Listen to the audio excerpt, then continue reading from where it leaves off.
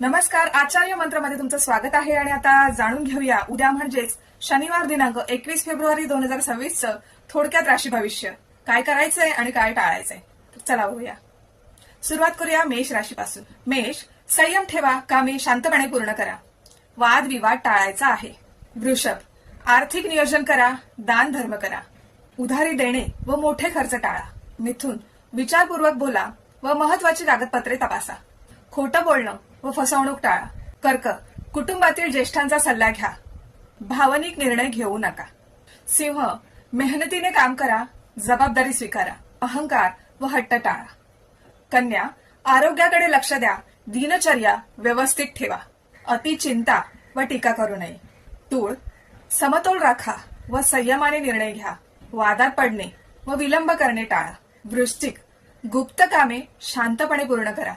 संशय व कटुता वाढवू नका. धनु, धार्मिक व सामाजिक कार्यात सहभाग घ्या. घाईघाईने निर्णय घेऊ नका. मकर, जबाबदारीने काम करा, वरिष्ठांचा सल्ला घ्या. आळस व काम टाळणे टाळा. कुंभ, सेवा व समाज कार्याला वेळ द्या. हट्टीपणा व गैरसमज टाळा. मीन, ध्यान, प्रार्थना व मनःशांती ठेवा. भ्रमात निर्णय घेऊ नका. शनिवारी करायचे विशेष उपाय. पहिला म्हणजे ओम शम शनेश्चराय नमः या मंत्राचा 11 वेळा जप करायचे.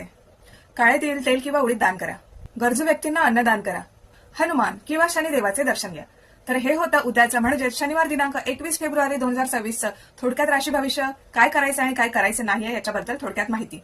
तुम्हाला अजून काही प्रश्न असतील तर आचार्य मंत्र यांच्याशी संपर्क करा. आयुष्याचा मार्ग सुखकर करा. धन्यवाद.